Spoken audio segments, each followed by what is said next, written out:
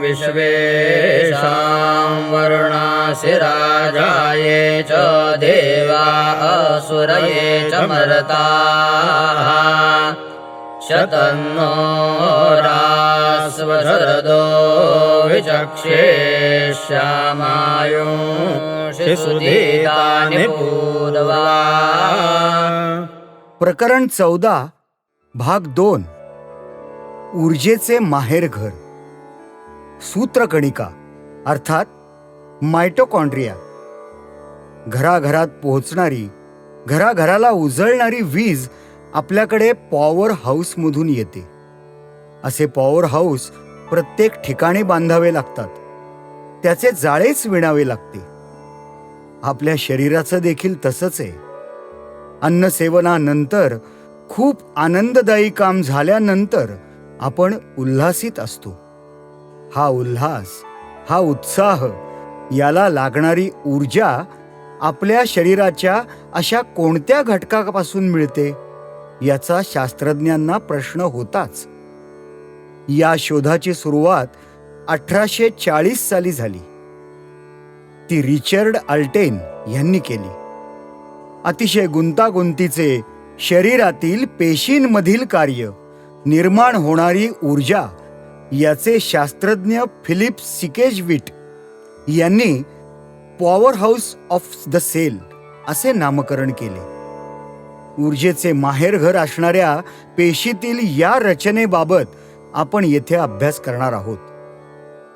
आपल्या शरीरातील पेशींमध्ये अतिशय सूक्ष्म आकाराच्या या घटकाला सूत्रकणिका, तर इंग्रजीत मायटोकॉन्ड्रियन असे म्हणतात. मायटो म्हणजे थ्रेड, सूत्र, आणि कॉन्ड्रियन म्हणजे ग्रीनलाइक, कणिका, म्हणजे छोट्याशा कणाप्रमाणे आणि ऊर्जेचे रूप म्हणून सूत्र सांभाळणारे असे म्हणण्यास हरकत नाही. हे अतिशय सूक्ष्म आकाराचे असतात. त्यांचा आकार लांबट तांदळाच्या दाण्यांसारखा असतो. ते साधारण 0.5 ते 1.5 UM ह्या आकाराचे असतात. कधी त्यांचा आकार जिरे, बडीशेप असाही असतो, तर कधी गोल अंड्यासारखाही असू शकतो. यांच्या आकारात विविधता आढळते. मूर्ती लहान पण कीर्ती महान या उक्तीनुसार त्यांचे कार्य आहे. पेशींच्या दृष्टीने अत्यंत महत्वाचा घटक सूत्रकणिका असून पेशींना जिवंत ठेवण्यामध्ये त्यांचा मोठा सहभाग आहे. ही पेशीची ऊर्जा केंद्र आहेत. ही जर कार्यान्वित नसतील तर पेशींना ऊर्जा प्राप्त होणार नाही. म्हणून त्यांना ऊर्जा केंद्र, the power house of the cell असे संबोधले जाते. या सूत्रकणिका किंवा मायटोकॉन्ड्रिया अतिशय सूक्ष्म असल्याने सूक्ष्मदर्शक यंत्राने पाहण्यासाठी सुद्धा विशिष्ट रंगाने रंगविल्यानंतरच दिसतात. स्कॅनिंग इलेक्ट्रॉन मायक्रोस्कोप ह्याचा उपयोग मायटोकॉन्ड्रियांचा अभ्यास करण्यासाठी केला जातो. या सूत्रकणिकांना ऊर्जा केंद्र असे म्हणतात. याचे कारण असे की ह्यात असलेल्या DNA स्तंभातून सर्व पेशींमध्ये ATP म्हणजेच ॲडेनोसाईन ट्रायफॉस्फेट आणि शर्करा म्हणजेच ग्लुकोज यांच्यात रासायनिक प्रक्रिया होते. प्राणवायू अर्थात ऑक्सिजन बरोबर संयोग होऊन ऊर्जा निर्माण होते. या रासायनिक प्रक्रियेला वैद्यकीय परिभाषेत क्रेबची सायट्रिक ॲसिड सायकल असे म्हणतात. ऊर्जा पुरविणे हे महत्वाचे कार्य सूत्रकणिका करतात, पण त्याचबरोबर खालील कार्यही या छोट्या घटकातून होते. संकेत निर्माण करणे, दोन पेशींमधील फरक विश्लेषण करणे, पेशी नष्ट करणे, पेशी नष्ट होताच नवीन पेशींची निर्मिती करणे, पेशींची वाढ नियंत्रित ठेवणे. या व्यतिरिक्त सूत्रकणिकांचा अनेक रोगांशी संबंध आहे. जसे की सूत्रकणिकातील अनियमितता म्हणजेच मायटोकॉन्ड्रियल डिसऑर्डर, हृदयाचा कमकुवतपणा, हृदय बंद पडणे वगैरे, अर्थात कार्डियाक डिसफॅक्टम अँड फेल्युअर. लहान मुलांमधील स्वमग्नता अर्थात ऑटिझम इत्यादी सारखे आजार होतात.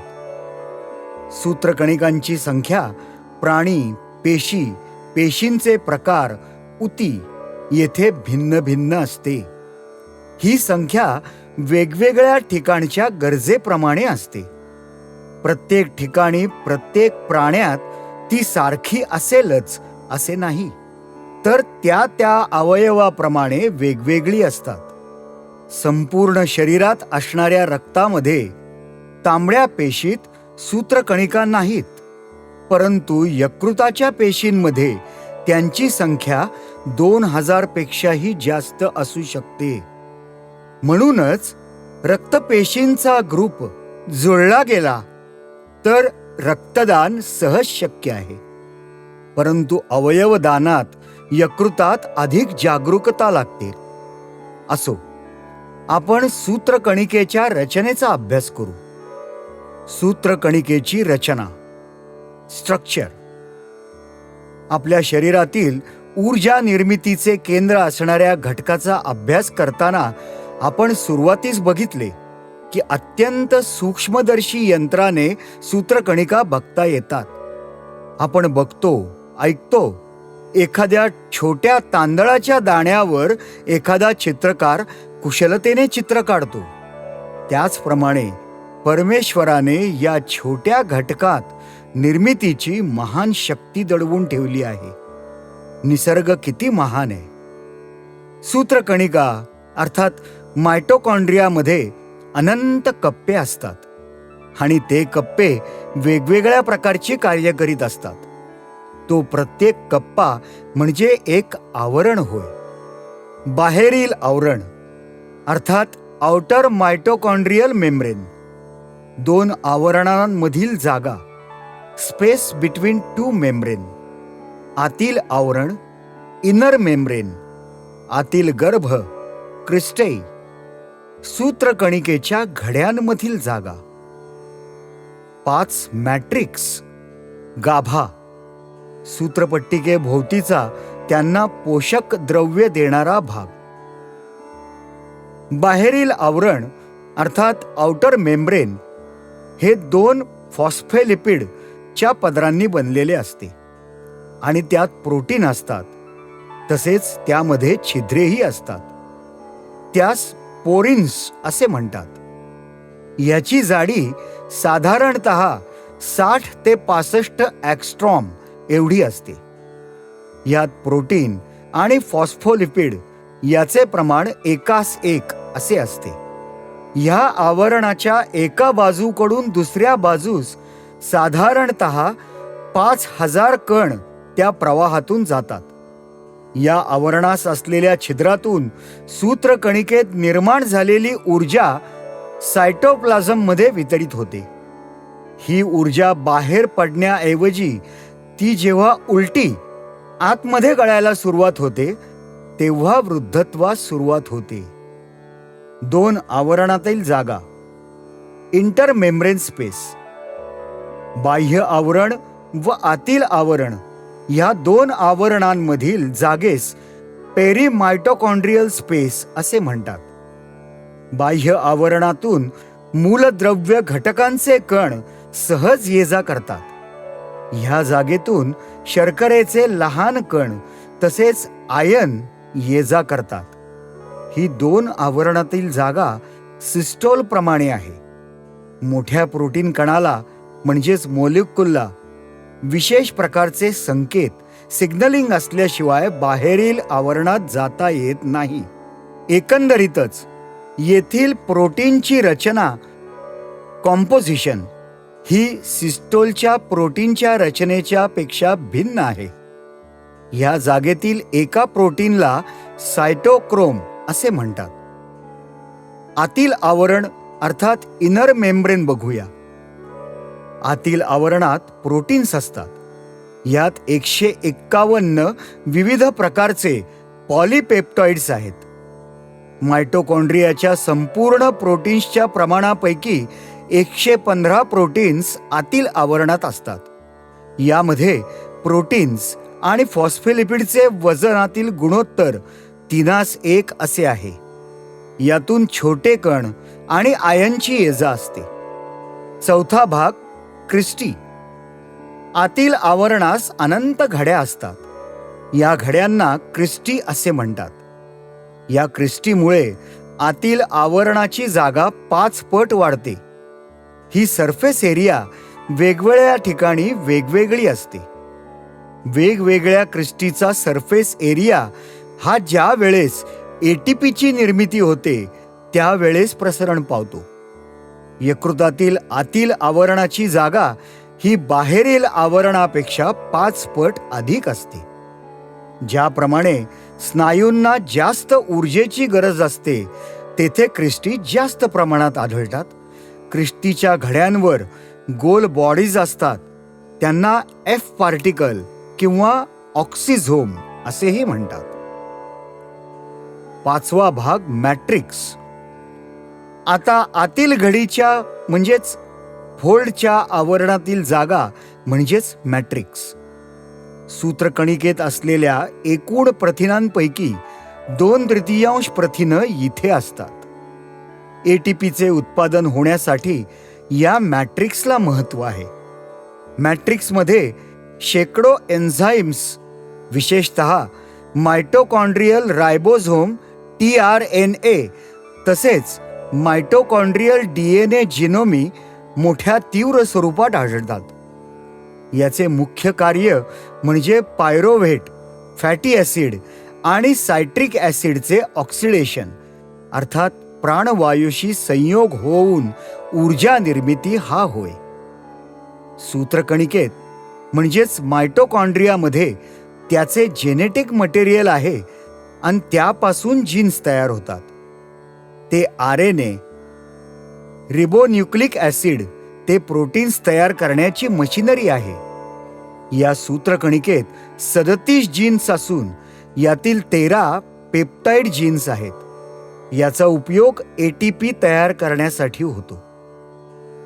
22 tRNA, 24 RNA आणि 13 पेप्टाइड जीन्स असे 37 जीन्सवर सांकेतिक भाषेत 16,569 DNAच्या जोड्या क्रमाक्रमाने असतात.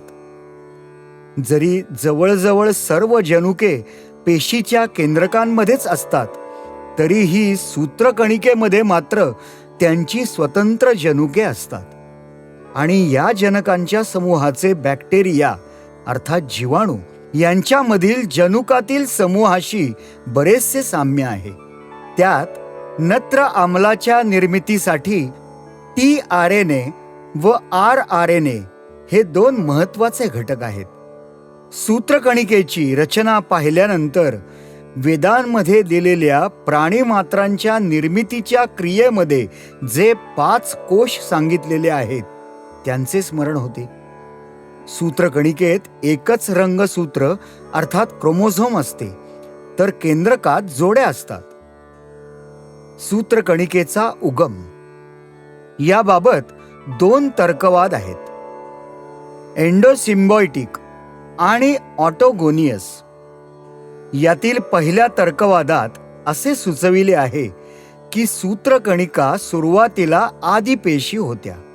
त्यांच्यामध्ये प्रथम पेशी म्हणजेच युकॅरियोट्स प्रमाणेच ऑक्सिडेटिव्ह मेकॅनिझम शक्ती नव्हती.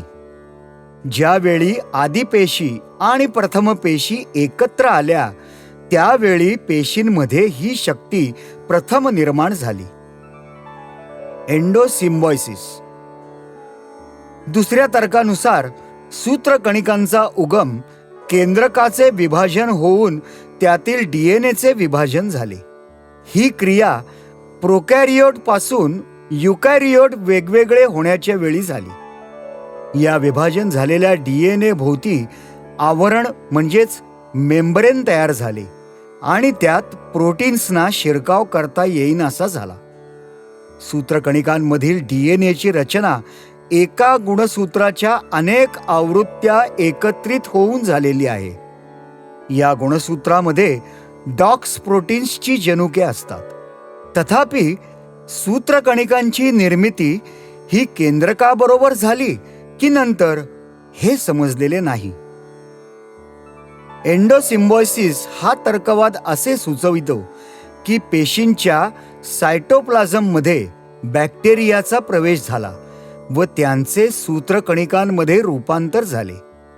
या बॅक्टेरिया विशेषतः लंबगोलाकार अर्थात रोड लाईक बॅसिली आहेत, जसे साल्मोनेलिया बॅसिली.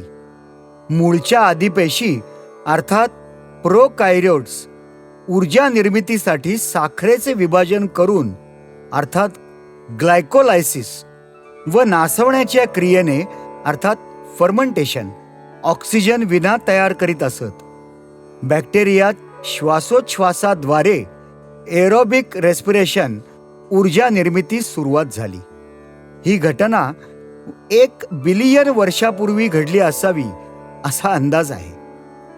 आता आपण मानवी शरीरातील पंचकोशाबाबत जाणून घेऊ. पहिला ज्ञानमय कोश अर्थात रंग, माहिती नोंदविलेली जनुके.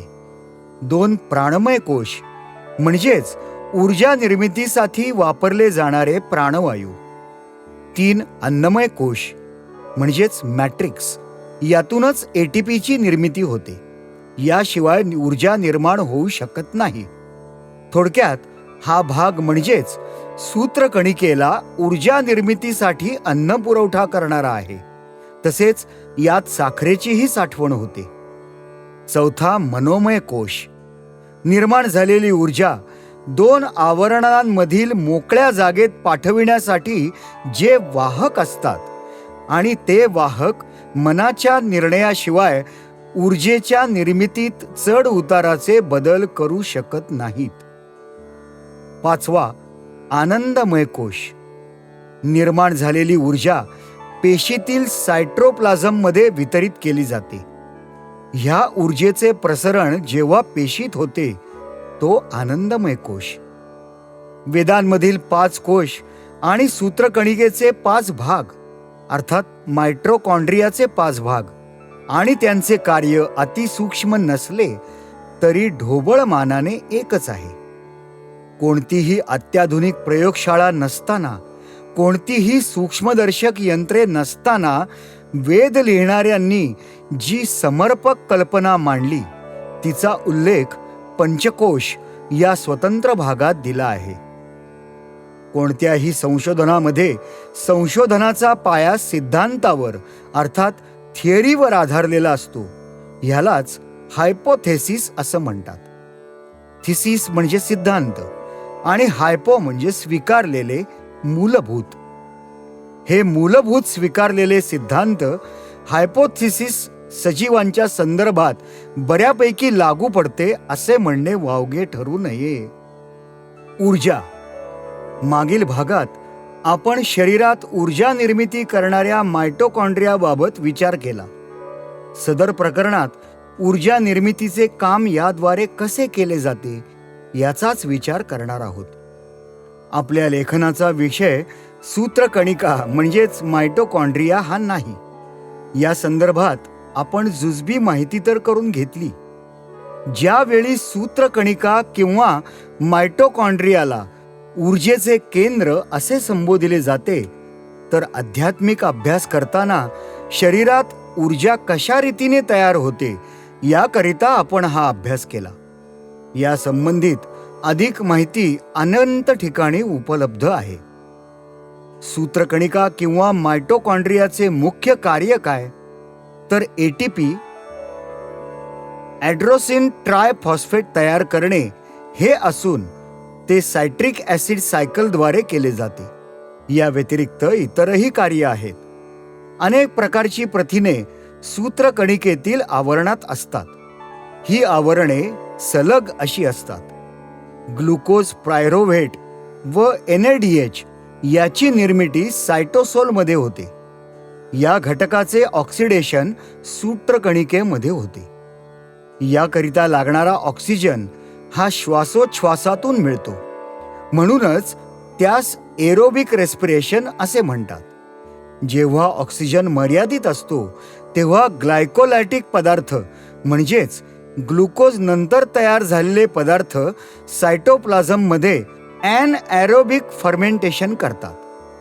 नवीन संशोधनानुसार असे आढळून आले आहे की वनस्पतींच्या पेशींमधील सूत्रकणिकांची संख्या मर्यादित असून एटीपी नायट्रोजनच्या मदतीने तयार करतात.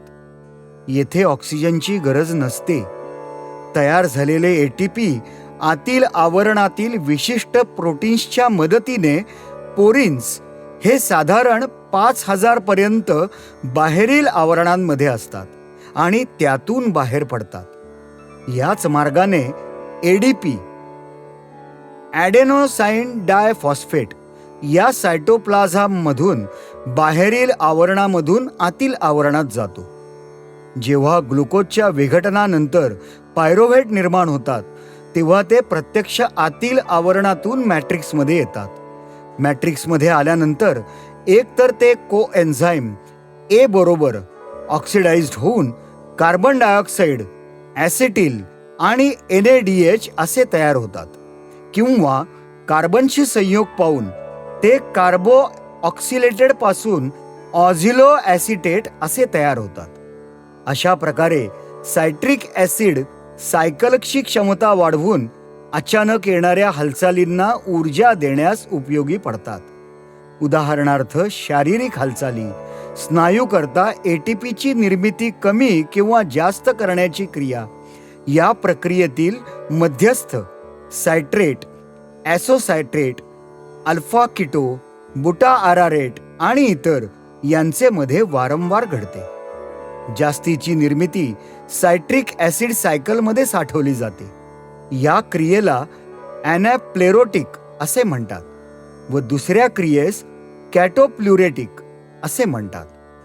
या दोन क्रियांचा परिणाम म्हणजे पेशींना मिळणाऱ्या एटीपीवर नियंत्रण ठेवणे. Citric acid cycle. Citric acid सायकलमध्ये इंधनाचा पुरवठा फक्त ॲसिटाइल सी याद्वारे होतो. हा घटक पायरोव्हेटच्या ऑक्सिडेशन नंतर तयार होतो. मायटोकॉन्ड्रियामधील मॉन्ट्रेक्समधील ॲझिलो आणि ॲसिटेट ह्या घटकांच्या प्रत्येक मॉलिक्यूलसाठी एक मॉलिक्यूल वापरला जातो. त्याची पुनर्निर्मिती होत नाही.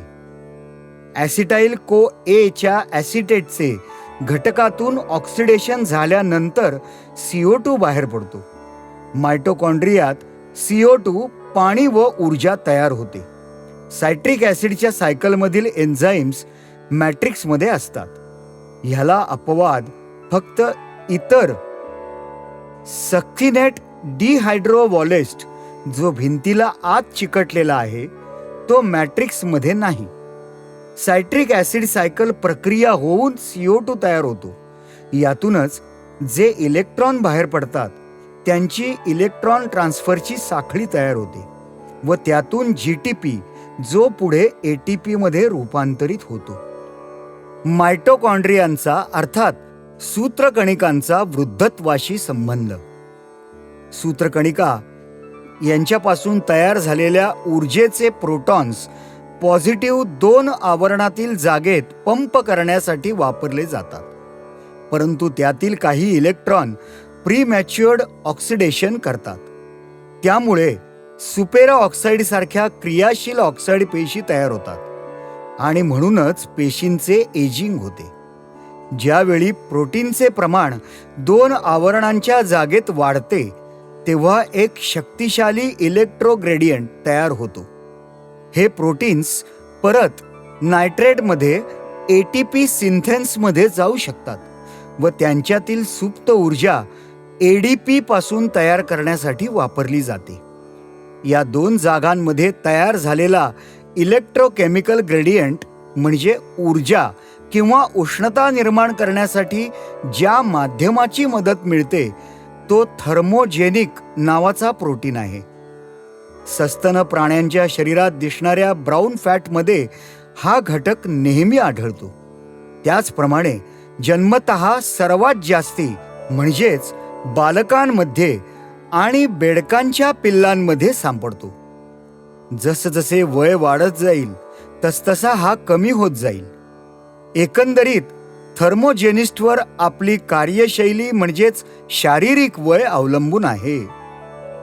पंचकोश. विधात्याने पंचमहाभूते निर्माण केली. यातूनच पुढे चराचर सृष्टीची म्हणजेच पृथ्वीची निर्मिती झाली. या पंचमहाभूतातून मनुष्य प्राण्याची देखील उत्पत्ती झाली. त्या मनुष्य प्राण्याच्या शरीरशास्त्राचा अभ्यास हा उत्पत्तीपासून आज पावेतो सुरूच आहे. तो मनुष्याच्या अंतापर्यंत सुरू राहील. मनुष्याचे जीवन, त्याचा प्रवास म्हणजे श्वास सुरू होणे आणि बंद होणे होय. सदर विषयाबाबत भगवान श्रीकृष्ण भगवद्गीतेच्या 13व्या अध्यायात म्हणतात, क्षेत्र क्षेत्र सयोर ज्ञानम यत्यज्ञानम मतम मय. अर्थात ज्याला क्षेत्र म्हणजे शरीर व त्याला चालवणारा क्षेत्रस आत्मा अर्थात एनर्जी याचे ज्ञान होईल, त्यासच माझे म्हणजेच परमेश्वराचे ज्ञान होईल. पुढे ते असेही म्हणतात, ऋषीभिर बहुधा गीतम छंदोभिर विविधैहि पृथक. अर्थात क्षेत्र, शरीर आणि क्षेत्रस आत्मा या विषयावर अनेक ऋषींनी अनेक छंदांमध्ये या शरीरशास्त्राचा सूक्ष्म अभ्यास केला आहे. त्या काळी त्यांनी केलेल्या सत्यतेचा आणि आज 21व्या शतकात आधुनिक उपकरणांच्या साह्याने केलेल्या सत्यतेचा परिचय होतो. त्यावेळचे त्यांचे कार्य बघून मती स्तिमित होते. या प्रकरणात आपण प्रामुख्याने तैत्तिरीय उपनिषदातील पंचकोशाचा परामर्श घेणार आहोत. हजारो वर्षांपूर्वी शरीरशास्त्राचे सूक्ष्म अवलोकन करीत पंचकोशाबाबत विचार मांडणारे ऋषीवृंद आणि 1840 नंतर लागलेला सूत्रकणिकांचा शोध घेणारे शास्त्रज्ञ यांच्यात सारखेपणा असल्यासारखेच वाटते.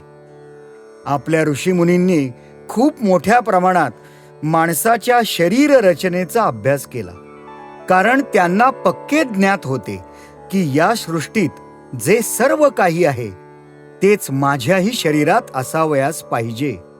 म्हणजेच मी माझा स्वतःचा अभ्यास केला तर मला माझे स्वतःचे ज्ञान म्हणजेच संपूर्ण सृष्टीचे ज्ञान होईल. ते करीत असताना त्यास पक्के ठाऊक झाले की या सृष्टीत पंचमहाभूते मॅटर व आत्मा अर्थात एनर्जी या दोनच गोष्टी मूलभूत आहेत. या दोन्हींचा संयोग म्हणजेच जीवन आणि या दोन्ही गोष्टी विभक्त होणे म्हणजे मृत्यू. प्राचीन ऋषीमुनींनी माणूस जो ज्या पंचमहाभूतापासून घडला त्या पंचमहाभूतांचा सखोल अभ्यास केला. त्याचप्रमाणे त्या पंचमहाभूतास चालवणाऱ्या आत्म्याचेही चिंतन मनन केले. हे करीत असताना शरीरशास्त्राचा अभ्यास ही अतिशय महत्वाची बाब त्यांच्या निदर्शनाला आली. शरीरशास्त्राचा बारकाईने अभ्यास करीत असताना तो करण्यासाठी त्यांनी शरीराचे 3 भाग केले. पहिला स्थूल शरीर, जे जड आहे, ते सृष्टीने अथवा दृष्टीने सहजासहजी दिसणारे असे आहे. तो प्रथम भाग केला आणि त्यास स्थूल शरीर असे नाव दिले. दुसरा भाग सूक्ष्म शरीर, शरीरामध्ये असणाऱ्या अनंत सूक्ष्म गोष्टी ज्या त्या स्थूल शरीराचे कार्य करतात त्यास सूक्ष्म शरीर असे नाव दिले. उदाहरणार्थ, डोळा किंवा कान हे स्थूल शरीराचे भाग आहेत, तर नेत्रेंद्रिये आणि कर्णेंद्रिये हे सूक्ष्म शरीराचे भाग असल्याचे निश्चित केले.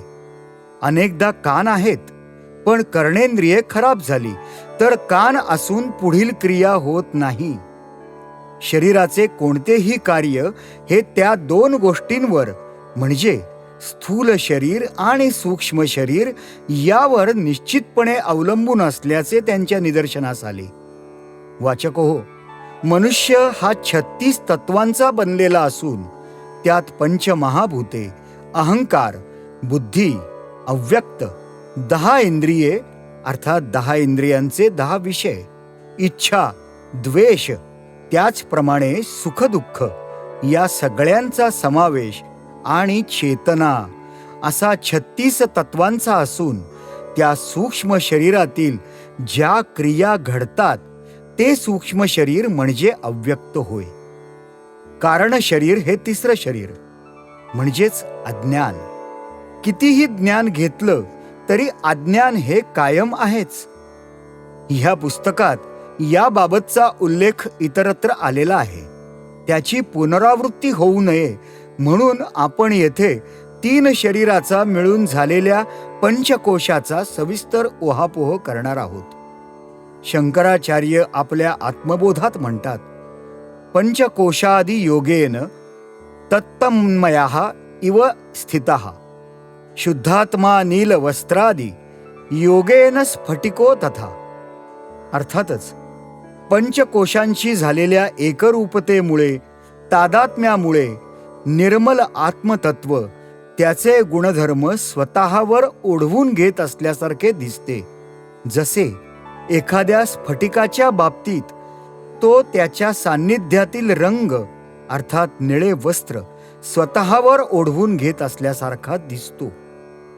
शरीरातील पंचकोश येणेप्रमाणे: पहिला अन्नमय कोश, दुसरा प्राणमय कोश, तिसरा मनोमय कोश, चौथा विज्ञानमय कोश आणि 5वा आनंदमय कोश.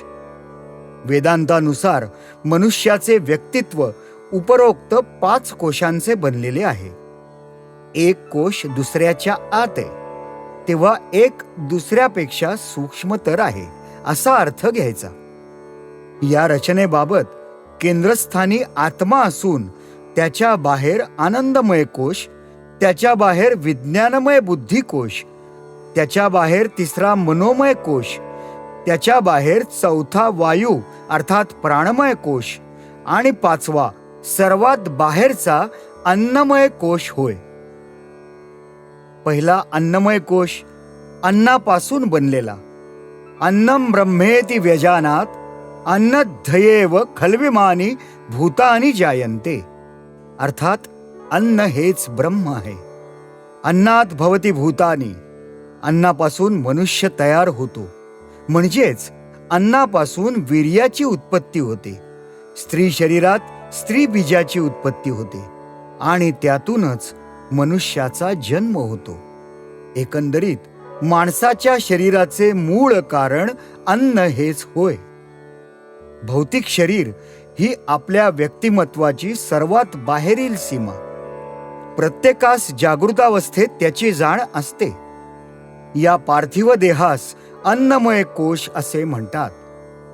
मातापित्यांनी खाऊन आत्मसात केलेल्या अन्नरसापासून निर्माण झालेल्या आणि पुढे मातेच्या गर्भाशयात अन्नावरच पोचलेल्या जीवबीजांचा तो प्राकृतिक देह बनतो. पुढे त्याने खाल्लेल्या अन्नामुळेच त्याची देहधारणा सुरू असते. मृत्यूपश्चात त्याची माती बनते. त्या मातीतून सुपीक जमीन तयार होते. संपूर्ण आयुष्यभर त्या अन्न आणि अन्नरसाच्या जोरावर आपले सर्व कार्य सुरू असते. त्याचप्रमाणे अन्नातील सूक्ष्म घटक किंवा शर्करा आणि प्राणवायू यांच्या संयोगाने त्याला ऊर्जा प्राप्त होते. त्या ऊर्जेवर तो सातत्याने कार्यरत असतो.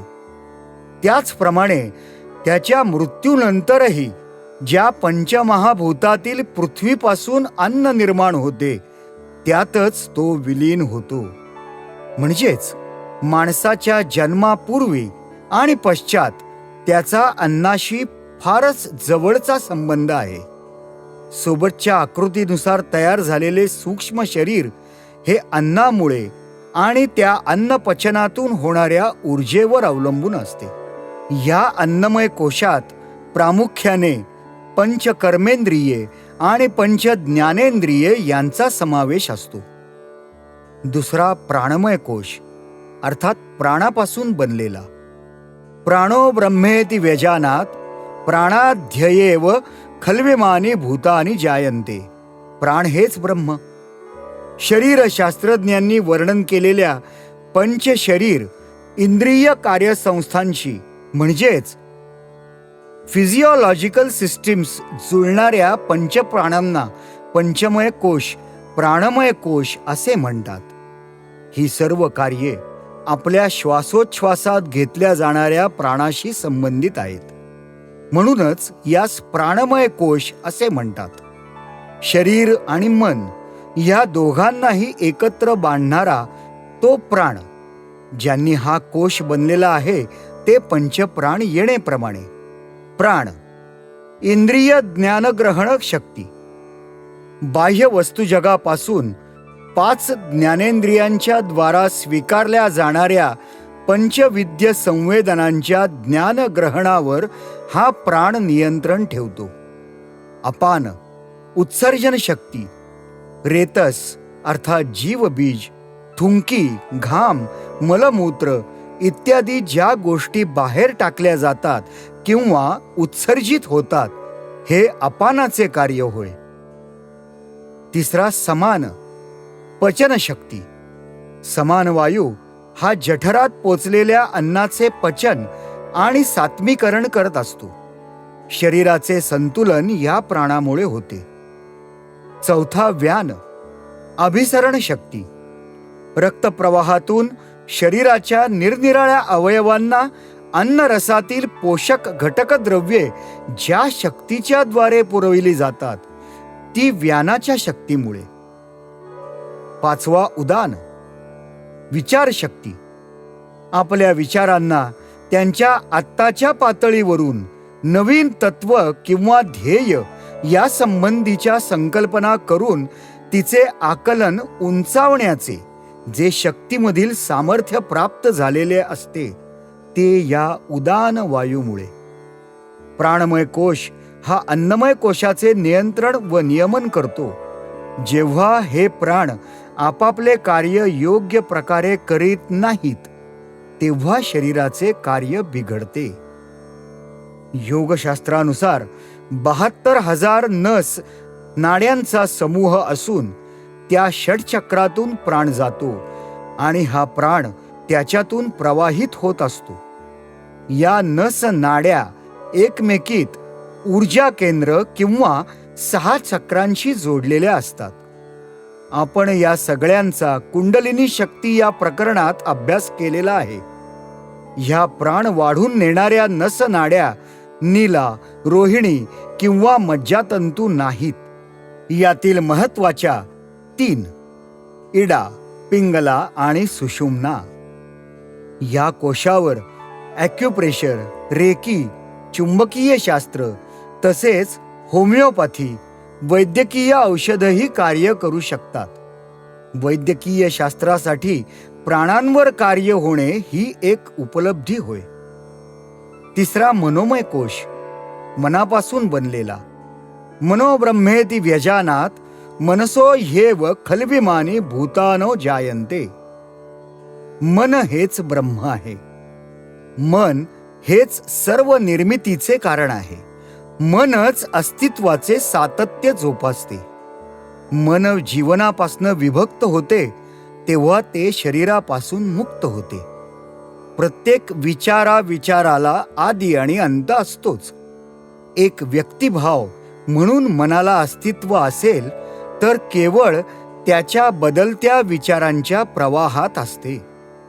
ज्ञानेंद्रियांच्या द्वारे येणाऱ्या बाह्य संवेदना जे स्वीकारते आणि त्याचे प्रतिसाद जे कर्मेंद्रियांना पोहोचविते ते मन होय.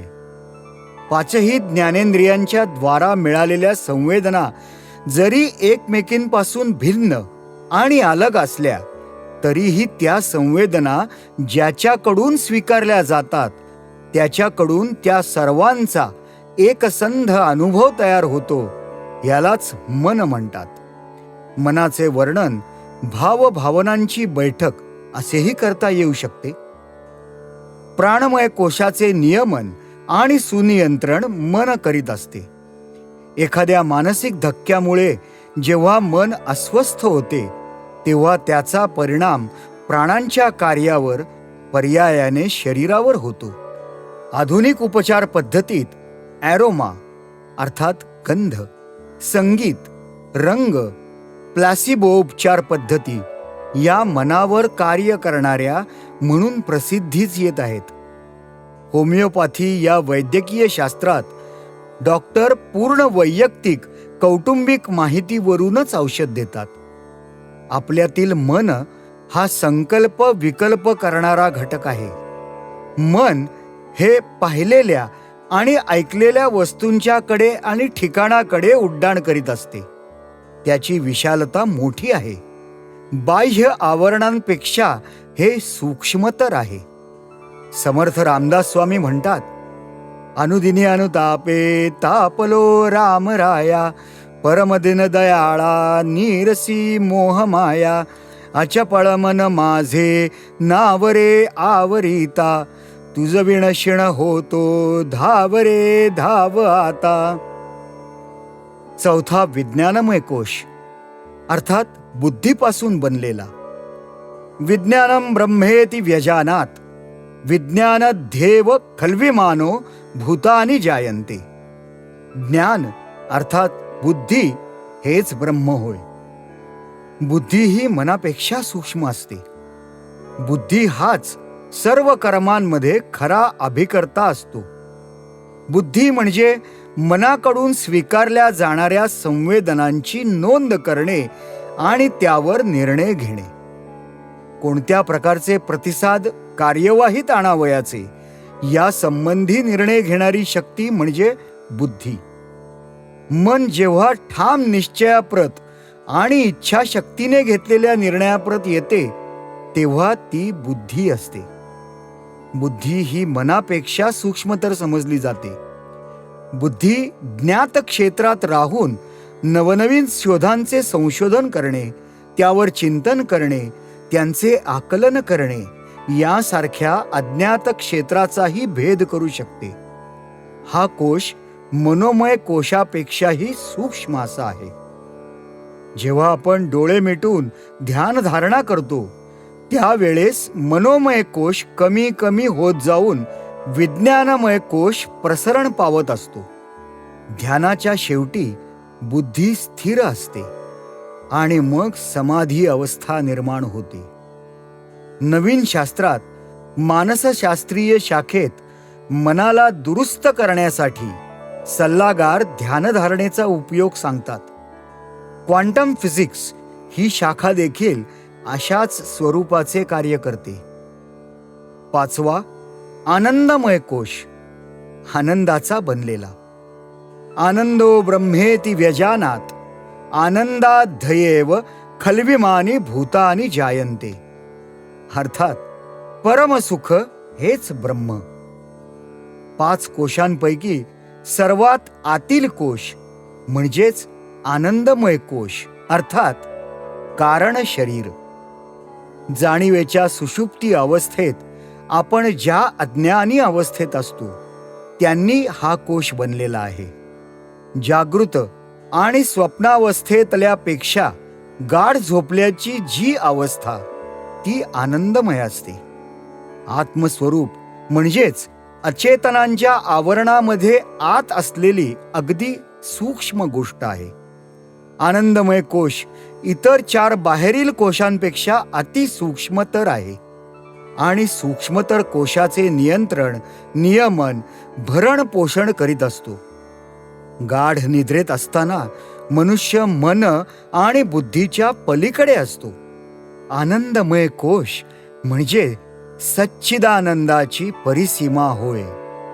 व्यक्तीच्या बाह्य भौतिक स्वरूपाच्या किंवा असणाऱ्या प्रत्येकास एकच आनंद देणारी ही गाढ निद्रा किंवा समाधी अवस्था म्हणजेच आनंदमय कोश. आपल्या स्थूल आणि सूक्ष्म शरीरातील पंचकोशांसंबंधी आपण जाणून घेतले. पान क्रमांक 74 वरील आकृतीचा आपण सूक्ष्म अभ्यासही केला. तर पंचकोशांच्या अग्रावर विशुद्ध चैतन्य असे संबोधिले आहे. चैतन्य केंद्र चैतन्य केंद्र हे सर्वात सूक्ष्म असते आणि हे 5 कोशांच्या संघटनेचे केंद्र असते. प्रकृतीच्या पंचकोशांनी त्यांच्या केंद्रात असलेल्या नित्य चैतन्य तत्वासहित तुमच्या आणि माझ्या आध्यात्मिक आणि भौतिक अर्थात स्पिरिटिओ फिजिकल रचनेची घडण होते. मनोमय कोश आणि विज्ञानमय कोश जितके निर्मल आणि शुद्ध असतील तितकी त्या जीवाने प्रदर्शित केलेली व्यक्त जाणीवावस्था मोठी आणि त्या प्राणीमात्राचे मन आणि बुद्धी अधिक स्पष्ट आणि विकसित असतात.